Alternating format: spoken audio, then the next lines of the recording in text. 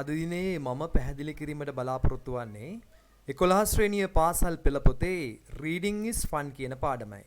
reading is fun. ඒ කියන්නේ 8 වෙනි ඒකකයේ තියෙන reading is fun කියන පාඩම. reading කියලා කියන්නේ කියවීම, fun කියලා කියන්නේ සතුට. කියවීම සතුටක් එතකොට. කියවීම සතුටක් කියන 8 වෙනි ඒකකයේ පාඩම. මේ පාඩමේ විස්තර කරනවා රොබින්සන් ක්‍රූසෝ කියලා නවකතාවක් පිළිබඳව. රොබින්සන් ක්‍රූසෝ කියලා කියන එක පැරණි නවකතාවක්. ඒ නවකතාවේ රොබින්සන් ක්‍රූසෝ කියන පුද්ගලයා නැව් වලින් වෙළඳාමේ රටින් රටට වෙළඳාම යන පුද්ගලයෙක්. මුහුද මැදදී කුණාටුවකට අහු වෙලා ඔහුගේ නැව විනාශ වුණා. ඔහු සමග ගිය අනිත් අයත් මිය ගියා. එවිට ලෑලි කෑල්ලක් අහු වෙලා ඒ ලෑලි කෑල්ලේ අල්ලගෙන පීනලා ගිහිල්ලා ගොඩාක් දුර පීනලා ගිහිල්ලා හුඳකලා වූ පාළු දූපතකට මෙයා යනවා. පාළු දූපතක ඉඳගෙන තනියම ජීවත් වෙන වසර ගණනාවක් මෙයාට තනියම එහි ජීවත් වෙන්න සිදු වෙනවා. ඉතින් ඔහුට කිසිම කෙනෙක්ගේ උදව්වක් පිළිසරණක් නැහැ. ඉතින් ඒ ගත කළ ජීවිතය ගැන තමයි මේ පොතේ කියවෙන්නේ. එහෙමනම් බලමු මේ කතාව. රොබින්සන් ක්‍රූසෝ has captured අල්ලාගෙන තියෙනවා the imagination. imagine කියන්නේ සිතනවා. capture කියන්නේ අල්ලා ගන්නවා. has captured කියන්නේ අල්ලාගෙන තියෙනවා. the imagination කියලා කියන්නේ සිතීම, කල්පනා කිරීම, සංකල්පනාව of countless readers. ගණන් කළ නොහැකි තරම් කියවන්නන්ගේ with the story මේ කතාවෙන් of one man survival. එක මිනිසෙකුගේ නොනැසී සිටීම on a remote island. remote කියන්නේ දුර, island කියන්නේ දූපතක, far කියන්නේ ඈත, from civilization ශිෂ්ටාචාරයෙන් ඈත. civilization කියන්නේ ශිෂ්ටාචාරය. ශිෂ්ටාචාරයෙන් ගොඩාක් ඈත දූපතක මිනිසෙකුගේ නොනැසී සිටීමේ කතාව, නොනැසී සිටීම පිළිබඳව කතාව. මේ countless ගණන් කරන්න බැරි තරම් readersගේ සිතුවිලි අල්ලගෙන තියෙනවා. මොකද මේ කතාව රොබින්සන් ක්‍රූසෝ කතාව. The book is thought කියලා කියන්නේ සිතනවා. To be one of the first English novels. first English novels කියලා කියන්නේ පළමු ඉංග්‍රීසි නවකතා. novels කියන්නේ නවකතා. පළමු ඉංග්‍රීසි නවකතා වලින් එකක් සිතනවා. It is a timeless story. ඒක අකාලික කතාවක්. of a merchants trading. timeless කියන්නේ අකාලික, story කියන්නේ කතාවක්. of a merchants වෙළෙන්දෙකුගේ trading වෙළඳාම. trading voyages. වෙළෙන්දෙකුගේ merchants කියලා කියන්නේ වෙළෙන්දා. merchants වෙළෙන්දෙකුගේ trading කියලා කියන්නේ වෙළඳාම. voyages කියන්නේ මුහුදු ගමන්. ඒ කියන්නේ මුහුදු ගමන් යෑමේ වෙළඳාම. an adventure at sea වගේම වීර ක්‍රියාවන් at sea මුහුදේ කළ වීර ක්‍රියාවන් ගැන. එහෙනම් ඒක අකාලී කතාවක්. වෙළෙන්දෙකුගේ මුහුදු ගමන් ගිහිල්ලා කරන වෙළඳාමේ සහ adventure වීර ක්‍රියාවන් වල at sea මුහුදේ කරන ලද වීර ක්‍රියාවන් පිළිබඳව කතාවක්. read the extract. කියවන්නලු extract එක. extract කියන්නේ උපුටාගත් දෙය. taken ගන්න ලද from it taken. මේ නවකතාවෙන් උපුටාගත් දෙයක් තමයි තියෙන්නේ. and do the activities that follow. කරන්නලු ක්‍රියාකාරකම් that follow ඊට පසුව යෙදෙන. ඉස්සෙල්ලාම තියෙනවා මේ නවකතාව ලියපු එක්කෙනා පිළිබඳ විස්තරයක්.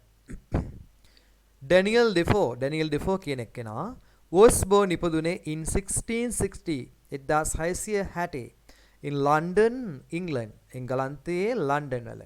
He became a merchant. became කියලා කියන්නේ පත් වුණා merchant වෙළෙන්දෙක් බවට.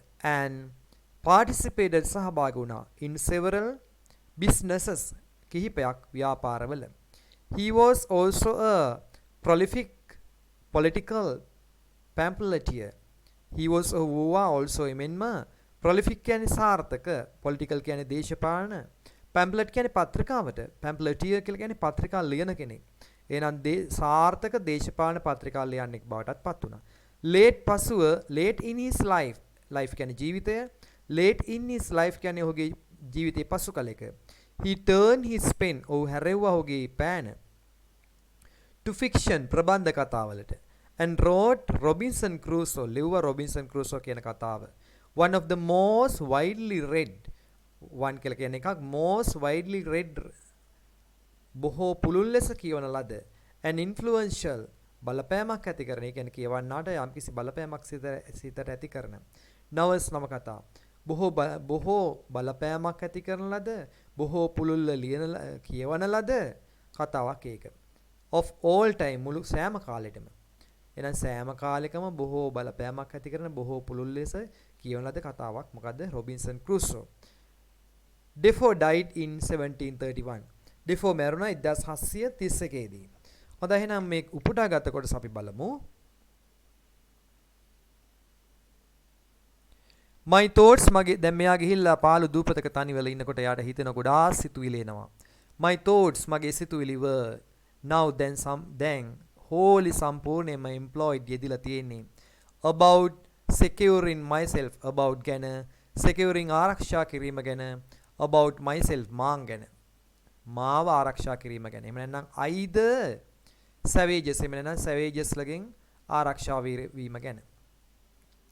My thoughts මගේ සිතුවිලි now then wholly සම්පූර්ණයෙන්ම employed යෙදිලා තියෙන්නේ about securing ආරක්ෂා කිරීම ගැන myself මාව.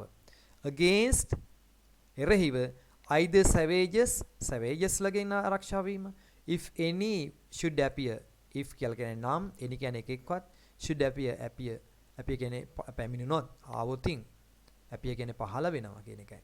මෙතන තේරුම ඉතින් කිසිම savage කෙනෙක්වත් savage කියලා කියන්නේ ඔය වනාන්තරවල ජීවත් වෙන මිනිස්සු ඉනෝ වැද්දෝ වගේ මිනිස්සු වනයේ සැරිසරන මිනිස්සු. ඒක ගෝත්‍රිකයෝ. wild bees එහෙම නැත්නම් wild bees ලා වන සතුන් සිංහයෝ කොටියෝ වගේ සතෙක් එහෙම ආවොත් වලහෙක් ආන්නේ වගේ තමයි මෙයා හිතන්නේ. If any were in the island if කියන්නේ නම් any එකෙක් හරි were සිටියොත් in the island and I had many thoughts මට තිබුණා ගොඩක් සිතුවිලි of the method how to do this method එක ගැන how to do this කොහොමද කරන්න කියලා මෙය. ඒ කියන්නේ මෙයාට ගොඩක් දේවල් තියෙනවා කරන්න දැන් ඉන්න හිටින්න තැනක් හදා ගන්න ඕන ජීවත් වෙන්න ඕන මේව කරන ගැන කිරීම ගැන ගොඩක් ක්‍රම තිබුණා. What kind of dwelling to make මොන වගේ dwelling එකක් dwelling කියලා කියන්නේ වාසස්ථානයක්. What kind මොන වගේ dwelling එකක් to make හදනවද? Whether I should make me a cave whether I should make මම make කියන්නේ හදනවා I should make කියන්නේ මම සෑදිය යුතුයි whether I should make me a cave මම හදන්න ඕනද මට cave එකක් ගුහාවක් in the පොළවේ or a tent එහෙම නැත්නම් කුඩාරමක් upon the පොළව මත and in short කොටින්ම කෙටියෙන්ම I resolved මම නිශ්චය කරගත්තා upon both දෙකම නිශ්චය කරගත්තා the manner ආකාරය and description විස්තරය of which ඒකේ ආකාරය ඒ කියන්නේ විස්තරය ගැන මම දෙකම නිශ්චය කරගත්තා. resolve කියලා කියන්නේ නිශ්චය කරගත්තා. upon කියන්නේ මත both කියන්නේ දෙකම. මේ දෙකම ගැන නිශ්චයක් කරගත්තා. the manner ආකාරය and the description විස්තරය of which ඒකේ. it may not කියලා කියන්නේ it may not be එක වෙන එකක් නැහැ. improper කියන්නේ විධිමත් improper කියන්නේ විධිමත් නැති. ඒක විධිමත් නැති බවක් වෙන එකක් නැතිලු to give an account දෙන්න an account කියන්නේ විස්තරයක්. ඒක ගැන විස්තරයක් දෙන එක විධිමත් නොවන එකක් නැතිලු. ඒ කියන්නේ ඒක විධිමත් කියලා කියන්නේ. ඒක ගැන විස්තරයක් දෙන එක විධිමත් නොවන එකක් නැතිලු.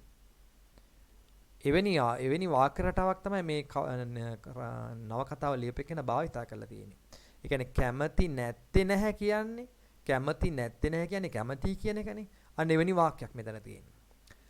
I soon found මම ඉක්මනින්ම සොයාගත්තා the place I was කියන්නේ මම සිටි ස්ථානය was not fit යෝග්‍ය නැහැ කියලා for my settlement මගේ ජනපදයේ සඳහා මගේ පදිංචිය සඳහා මගේ settlement කියන්නේ ජනපදය. ඒ මම දැන් මෙයා ජීවත් වෙන ස්ථානයක් තියෙන්න ඕනේ. ඒ ස්ථානය සඳහා හොඳ නැහැ කියලා දැනගත්තා. I soon මම ඉක්මනින්ම found දැනගත්තා the place I was in මම සිටි ස්ථානය was not fit සුදුසු නැහැ කියලා fit නැහැ කියලා යෝග්‍ය නැහැ කියලා for my settlement මගේ settlement එක සඳහා මගේ පදිංචිය සඳහා because මන්දයත් it was upon a low moorish ground because මන්දයත් it was ඒ තිබුණේ upon මත a low පහත් moorish ground එකක් මත moorish ground එක කියන්නේ දෙනියක් තමයි තිබුණේ දෙනියක තමයි මෙයා සිටියේ and I believed මම විශ්වාස කරා that it would not be wholesome ඒක would not be I believed මම විශ්වාස කරා it එය would not be වෙන එකක් නැහැ කියලා wholesome යහපත් වෙන එකක් නැහැ කියලා. And more particularly බොහෝ විශේෂයෙන්ම because there was no fresh water මන්දයත් there was no තිබුණේ නැහැ fresh water නැවුම් ජලය near it ඒ ආසන්නේ.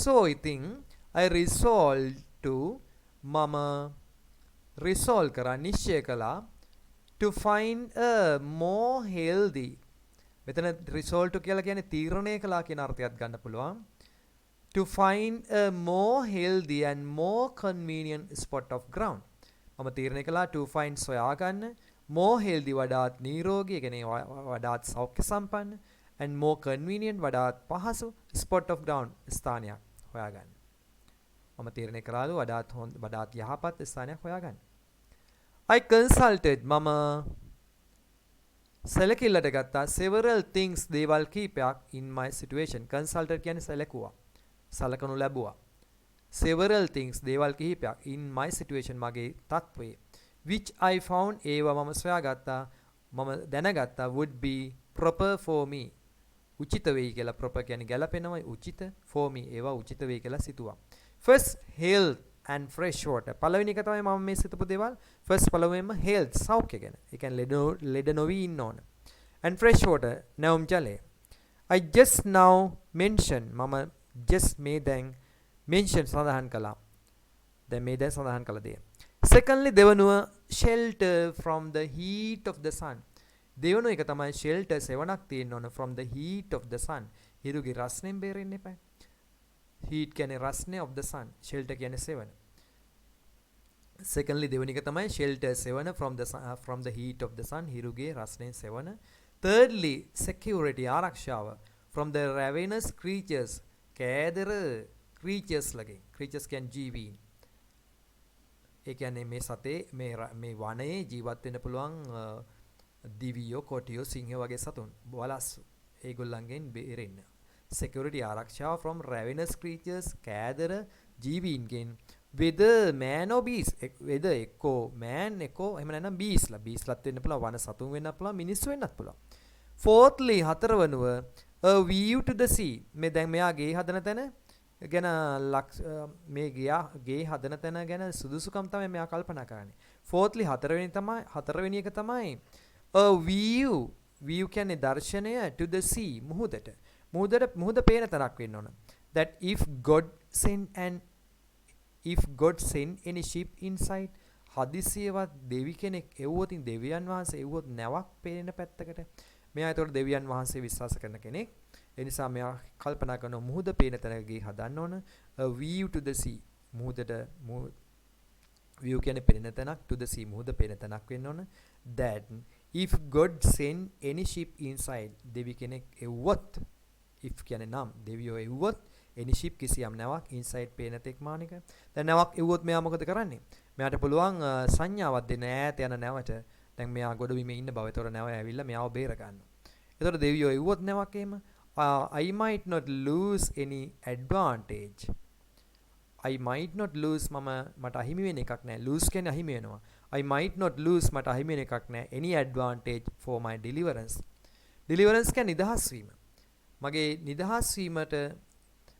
නිදහස් වීම පිළිබඳව තියෙන කිසියම් වාසියක් මට අහිමි වෙන එකක් නැහැ I might not lose මට අහිමි වෙන එකක් නැහැ any advantage කිසියම් වාසියක් for my deliverance මගේ නිදහස් වීම ඒ නිසා ඒ ගැනත් හිතනවා of which ඒක ගැන I was not willing to banish all my expectation yet banish කියලා කියන්නේ නැති කරගන්නවා නිරපා හරිනවට කියනවා banish කියලා all my expectations සියලු මගේ බලාපොරොත්තු yet තවම ඒ සඳහා I was not willing to කියන්නේ කැමති මම කැමති නැහැ banish නිරපා හරින එක නැති කරගන්න all my expectations මගේ සියලුම බලාපොරොත්තු yet තවම මම තවම මගේ බලාපොරොත්තු අත්හැර දාන්න කැමැත්තක් නැතිලු in search of කියන්නේ සොයා a place ස්ථානයක් proper උචිත proper කියන්නේ උචිත for this in search of සොයා a place ස්ථානයක් proper උචිත for this මේ සඳහා උචිත ස්ථානයක් සොයා දැන් මෙයා යනවා I found a little plain මම සොයාගත්තා පුංචි plain එකක් තැනිතලා ප්‍රදේශයක් on the side of side එක පැත්තක of a rising hill ඉහළට නගින කන්දක පැත්තක සමතලා තැනක් හොයාගත්තා. මේ hill එක ගැන ඊට පස්සේ කියන්නේ whose front towards the little plain. මේ කන්දේ front එක. front කියන්නේ ඉස්සරහා පැත්ත. towards the little plain. little plain එක පැත්තට මේ පුංචි තැනි තලාව පැත්තට මේ කන්දේ ඉස්සරහා පැත්ත. was steep බෑවුම් සහිතයි. steep කියන්නේ බෑවුම. was steep බෑවුම් සහිතයි. as a house side as less a house side නිවසක පැත්තක් වගේ හරියට. so that එතකොට nothing could come down nothing කියන්නේ කිසිවකට බෑ could come down පහළට එන්න upon me මා වෙත from the top මුදුනේ ඉඳලා කිසිවක් පහළට එන්න බැරිලු ඒක තියුණු ආකාරය අනුව. on one side of the rock එක පැත්තක of the rock පර්වතයේ කන්දක් ගැන කියන්නේ ඊගාට පර්වතයක් ගැන කතා කරනවා. on one side of the rock පර්වතයේ එක පැත්තක there was a hollow place තිබුණා. hollow place එකක් hollow කියන්නේ කුහරයක් වැනි ස්ථානයක්. won කියලා කියන්නේ ගෙවිලා ගිහිල්ලා a little way පොඩ්ඩක් ගෙවිලා ගිහින් තියෙන එක. like the entrance or door හරියට මේ ගෙවිලා ගිහින් තියෙන්නේ කොහමද? like වගේ entrance ඇතුළ වෙන තැනක් වගේ or door දොරක් වගේ of a cave ගුහා ගල් ගුහාවක. cave කියන්නේ ගුහාව. ගල් ගුහාවක දොරක් හෝ ඇතුළ වෙන තැනක් වගේ පොඩ්ඩක් ගෙවිලා ගිහිල්ලා. but there was no really any cave. but නමුත් there was not තිබුණේ නැහැ really ඇත්තටම any cave කිසිම ගුහාවක්. or way ක්‍රමයක් into the rock at all. මාර්ගයක් way කියන්නේ මාර්ගයක් into the rock පර්වතය ඇතුළට යන at all කොහෙත්ම. මේ පර්වතයක් වගේ එකක් පර්වතයක් තිබුණා. ඒකේ තිබුණා shallow place, hollow place එකක් කුහරයක් වගේ තැනක්. ඒක හරියට worn a little bit ටිකක් කැඩිලා බිඳිලා ගෙවිලා ගිහිල්ලා worn කියලා කියන්නේ ගෙවි ගිහිල්ලා a little bit චුට්ටක් like the entrance හරියට entrance එකක් වගේ එවනම් ඕඩෝ දොරක් වගේ of a cave ගුහාවක දොර කොටක් හෝ දොරක් වගේ. but there was no really any cave. නමුත් තිබුණේ නැහැ කිසිම ගල් ගුහාවක්. or way into the rock මේ පර්වතයේ තුලට යන්න මාර්ගයක් තිබුණේත් නැහැ at all කොහෙත්ම. ඒ කියන්නේ මෙයා ගල් ගුහාවක් වගේ තැනක් සොයනෝනේ. ඒක නිසා එවැනි තැනක් හමුණා. නමුත් එහෙම යන්න පුළුවන් තැනක් නෙවෙයි කියලා තමයි කියන්නේ. එහෙනම් මේක නවකතාවෙන් ගත්ත කොටසක්. මේකේ නොදන්නා වචන සියල්ල ලියා ගන්න. ඒ වගේම මේක නැවතවරක් සිංහලට නගලා තේරුම කියන්න සූදානම් වෙන සියලුම දෙනා.